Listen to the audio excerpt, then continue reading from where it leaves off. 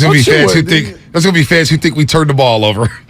Get him out the game. Bitch him, coach. Oh, you got Wiseman hands? You got IG Wiseman's fear. hands are better. You got IG fear after this week. Don't you worry about IG. Well, I just get tagged. I try to enjoy IG to look at things. And, just enjoy it. It's just IG. IG's not going to bite you. Speak for yourself. Speak for yourself. Guys. With a show on Fox. Stay off the socials. I mean, life is not in the socials, That's like one tiny sliver of what really matters. And in our business, a lot of times we all get rabbit ears, which is why when I get your seat, Joe, when you leave, the first thing I do, I go to the text line, boop, bye-bye. Oh, you log out? You log out? I never once look at the text line. I log in. You're a better man than I am. I handle the text line on our show. Because you get a text like this, 707, if anyone punches another coworker, they're fired. It's like if Bonte punches Shasky, he's most likely fired from the game. There's no doubt.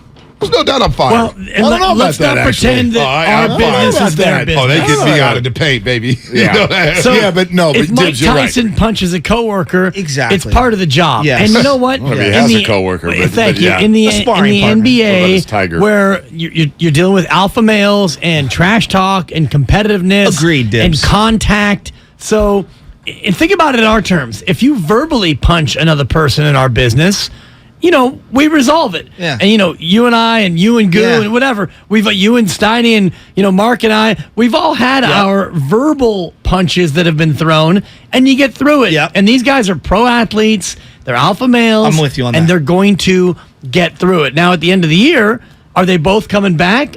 I don't think so. And that's where this gets interesting. Yeah. I think the conversation pretty quickly sort of needs to move to that. Like, I don't know anybody. No one's going to excuse punching a coworker. That's just like, and it sounds to me, and I heard what you guys were saying with regard to the Chris Haynes thing and what agency is this coming from, and that's all fair.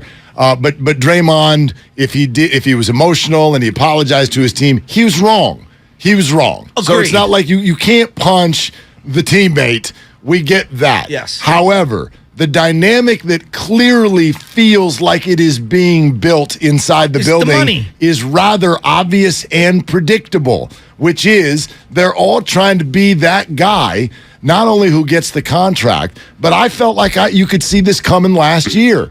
Jordan Poole, the history of the NBA will tell you that the young guy who's coming up, we as Warrior fans want him to be wooed by, this is such a great organization, and you could win, and you could be next to Steph Curry. Bide your time. Isn't that wonderful? And Jordan's like, no, it's not, because that's not the way these dudes work. They want two things, money and minutes, and that's what Jordan's going to be here for, and it's probably not going to happen here. The egos in the room are massive. They're massive. Clay and Steph and Draymond told you this offseason when they started calling Kevin Durant. They don't care about your 2027 Warriors. They don't give a rip. But what about ownership? And what about the front office? That's for them to figure out. I mean, because if that was the case and they would have succumbed and listened to them, you wouldn't have got Gary Payton Jr. on this team. You would have had Avery Bradley a couple of years ago. You wouldn't have had them stick with all their draft picks. They would have moved those guys for players. But this is slightly different. No, I agree. Yeah. But we've had this tension for quite some time between the players and the organization. You always will. To me, the tension comes from Jordan Poole, who is very confident. Bonte, you mentioned it. He's from Milwaukee. He's not some, silver spooner from Sherman Oaks. This kid is cut from a different cloth. And you've got Draymond Green from Saginaw. Yep. And, Jordan Poole. And I'm just closing my eyes and imagining how this went yesterday, where Jordan Poole is probably giving it to not only Draymond, but everybody, like, you can't stop me, money time, all the rest of it. And Draymond. Yeah, he talks. And Draymond talks, too. And somebody talked back to Draymond and he resorted to violence. But Draymond's not going to be able to, go shot for shot with Jordan Poole. What's Draymond Green's number one punch? You mentioned it. The B word. He's a bully. Right. And because he's a bully, they've won 4 championships. You don't win these championships without Draymond Green's bullyism. Do you win last year's championship without Jordan Poole? Well, who was more important last year, Draymond Green or Jordan Poole? Felt like Jordan Poole kept the team afloat when Draymond was out. Jordan was largely unplayable early in that season. But this is Draymond Green got benched in game 4. But this is slipping way Green got in foul trouble in game 2. We're slipping way too quick into a conversation about Jordan and Draymond. Draymond's not going anywhere. He's got a player option for $27 million next year. He's not leaving. We'll see about that. He's not leaving. He wants that extension, Mark. He wants that extension. He may risk it all by opting out and saying, I want another 4-year deal. Maybe. I could see him opting out and going to L.A. and playing with LeBron. Players opt out. Players opt out. If he does that, then I think the Warriors would probably have a party because he just saved their financial issues. I don't think he's going to do that. I think Steph, Clay, and Draymond love one another and this team more than any other option that's out there. Before you continue, I just want to... Not to cut you off. No, I know, but it's interesting because everyone says if he opts out, they'll be happy. On one sense, yes, because of the luxury bill. On another sense, they lose the slot because they're so over the cap. It does limit their financial flexibility because if he's still with the team, you can at least trade for other assets and bring back. If he opts out and leaves, you lose that slot because you're over. I just wanted to make sure that's Steph Curry loses his right-hand man because if there's anybody who's an advocate for Draymond Green in the building, it's Steph Curry. Correct. Because Draymond sets the screens for Steph. Draymond does all the dirty work for Steph. So that, to me, is the biggest overarching thing in all of this. We saw what they looked like without him. Listen, to me, and this is a conversation about this year. If Draymond opts out, then it becomes about this year. I don't think he's going to do that. I think he's going to opt in. And therefore, this does not become a Jordan versus Draymond conversation. It's not that at all. It is a Jordan versus Andrew Wiggins financial conversation. I've said this for a year. You're not keeping both. The Warriors, I believe, are trying to tell you you're very unlikely to keep both. I don't know how you do that and keep the core together and try to win for the next 2 to 3 years and keep Steph Curry happy. You don't think Draymond factors into the two of them? Because I think they're all three, to me, they're all three related. I agree with you in the sense that... But not this year. This offseason, like you've got to figure this out right now. Are you going to give a contract to both Jordan Poole and Andrew Wiggins and signal you are going to split up the big three, or are you going to pick one or the other and try to keep the big three together? Slater made a good point that the demeanor of Wiggins, just the way he goes about things, he's not in this crazy push to get the extension right now. No. He kind of knows where he's at, and he'll let it play itself out. We all know we all know Draymond wanted the extension like 2 months ago, 3 months ago. He asked for a max. Exactly. You're not 2 years getting ahead of time. Exactly. But I do think Wiggins factors into this. It is a musical chairs in a sense. If I'm the Warriors, and Dibs knows I've said this the whole, like if I'm the Warriors, I'm not signing anybody till the end of this year.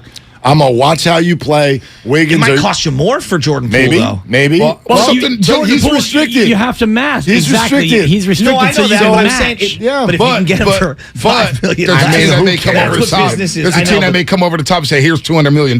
Yes. And then are the Warriors going to match it? See in the lottery. Like, the way we talk about Jordan Poole is like, oh, he's just some replaceable player. You can't lose assets. You can't lose assets. How many players can play off the ball and on the ball in this league? Jordan Poole is a very good player, but how many of the good players do you get to keep on your team? No, but let's think about asset retention. The whole reason they have Wiggins is because they did asset retention, allowing Durant to leave. They get back some things. And so, like in the NBA, there's only so much of these. You only have so many draft picks and so many slots. So if you allow Jordan Poole to leave and for a $200 million deal, I have no problem with losing the money, but you lose an asset outright that you've developed and cultivated. But get nothing in return. But it feels like what we're building toward, and this is what fans get wrong, we're building toward, just keep everybody and make your payroll. Fans know $500 million.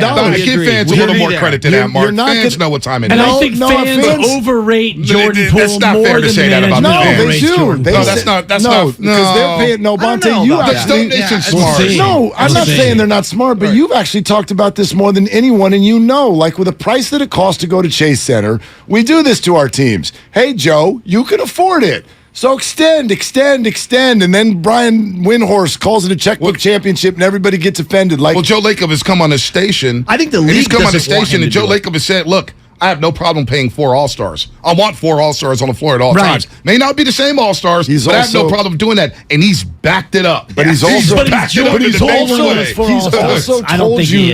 told you this offseason, we're not keeping them all. Right. We're not keeping them all. And I think if you look at your number 1 All-Star, the most important athlete probably in Bay Area history, Steph Curry. There you go. Number 1 approval rating Willie Mays, whatever. Yes. Barry Bonds, we can play this game on another day at another time. Yeah. If Steph Curry has 4 more years, which I believe his contract is 4 more years, then do you really have Jordan Poole? Can you make the most of Jordan Poole in that 4-year window? Andrew Wiggins is not duplicitous, if I may, of Steph Curry. Draymond is not. Clay is not. Jordan Poole is. So but when he you can look also at the play odd man alongside out, of him. This is and Curry's numbers, efficiency-wise, on the court with Jordan Poole are through the roof because of the spacing. That's the other thing. Like, I hear you, like, oh, they play the same position, but the way the game is so spaced out now, and they lost to a team with 3 guards in the Toronto Raptors, the blueprint was out there.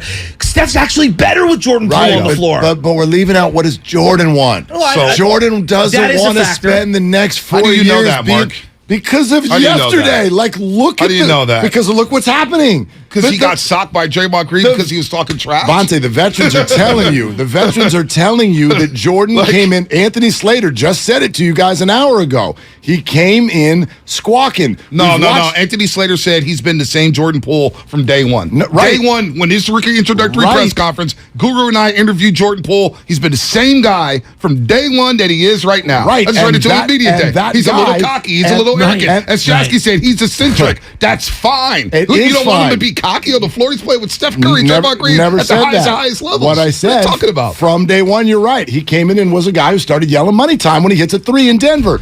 I'm telling you that's fine. It is fine. Steph Curry's doing a sea walk. There's nothing wrong with it. I'm telling you where this is going because it goes to the same place always. The young buck who sees himself as an NBA 1 is going to go be an NBA 1. And there's no space for that here. I don't know if Jordan Poole sees that. There is no space for that here. There's one important quote that doesn't get a lot of run. When Jordan Poole, somebody asked him in the postseason, said, man, what have you learned this year? Because he was starting and then he went back and he came off the bench. And he said, and he was very sincere with this. The number one thing I've learned with this organization, it's about winning.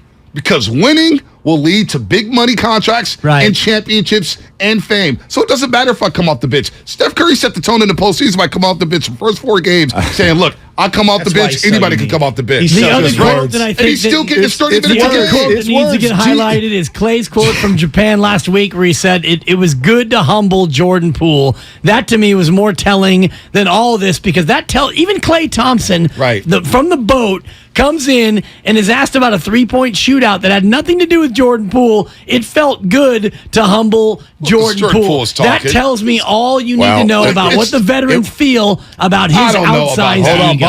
Did you catch what he said next in the very same presser? Because then Poole started being playful and grabbed one of the other reporters' microphones to interview Clay. And Clay snidely said, oh, he's coming for y'all's job too. Listen, it's Bonte, it's all good. But it's just the way, in my mind, let me say this. This is the way it works with massive egos and massive money and the best players on the planet. He's going to want to shine. I think he's going to want to shine. Shining. He is but shining. He's going to want. Look, he wants that number one shine. I'm pretty sure we could find a quote from GP2. He's never going to be a number 1. I'm pretty sure we could. He doesn't think that. He'll be a number 1. I don't know if you know that. He doesn't know think what that. Jordan Poole thinks. He doesn't think that. Also, the thing, what's funny about Klay Thompson, I saw all that stuff, and I think it was playful. From what I heard, it was very, very playful. Totally. Klay's brother, Michael Thompson, is a guy who walks out with Jordan Poole to warm him up every single game. Yeah. So you think there was tension? The sibling definitely wouldn't be warming up with Jordan Poole. It's not that it's not all good. It's all good, but these guys, they're in it, so they know the fraternity and they know how it works. They're not against the idea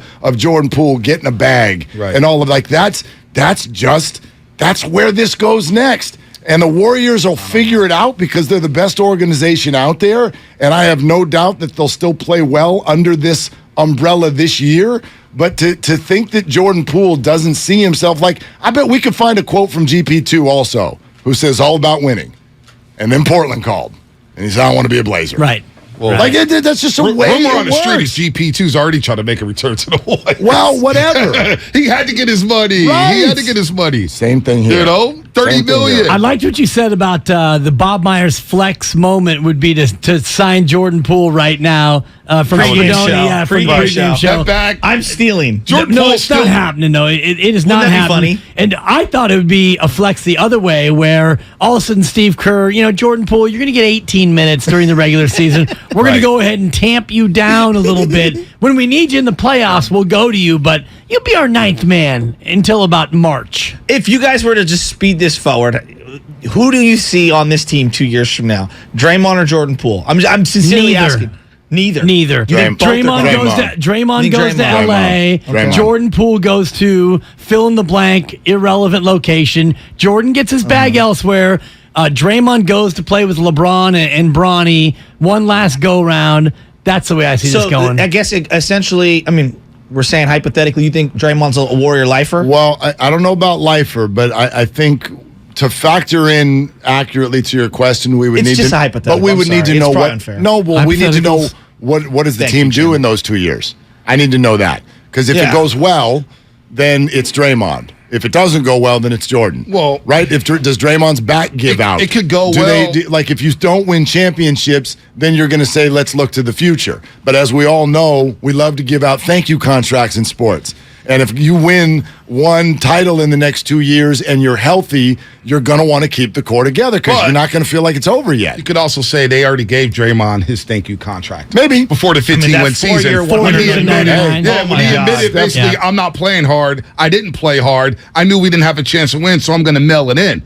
The guy literally mailed it in for a 15-win season. I love Day-Day. Who does that and admits that? Right. Like, that is wild. I think He's already got that thank you contract. Poole leaves because the offer that's going to be out there after this year is going to be about 30 to 35. So you're not seeing an extension in the next couple of weeks? No, I don't think so. Let me ask you guys this. For that. Let me ask you guys this. I think he gets extended. Say Jordan Poole walks. I think he gets extended, I think he gets extended. I think he's going to be here. I don't know anything. Jordan Poole. Hypothetical. You let him walk. Who's replacing him? Steph's 34. Clay's getting older. You can find another guard, and this is where you and I disagree. Poole, can you? You're overrating Jordan Poole. The guy does not defend at all, and he's a volume shooter. There's a lot of guys who don't defend. Doesn't defend. Wiggins is a better player than Jordan Poole. He is right now. Wiggins is a better player than Jordan Poole. So you sign Andrew Wiggins. To me, of the three that we're talking about, Andrew Wiggins is clearly the number one priority. No doubt. Number one priority, no doubt. Jordan Poole can play off the ball. How many players in the NBA? Dave Lillard, as much as we love him, can't play off the ball. Jordan Poole on any other team is Kemba Walker. I'm not here to say anything bad about Jordan Poole today. I'm here to say you're not going to keep them all. You're not going to keep them all. And how the season goes. If I'm the Warriors, I wait. Poole balled out, man. Yep. So do Wiggs. Walker, that's a stretch. So do Wiggs. All right. You guys, I'm guessing, going to talk a lot about Draymond Green and Jordan yes. Poole. And CJ Holmes going to jump on in a little bit. Giant season recap. Yeah. That's it. Mike Silver. 500. Mike Silver.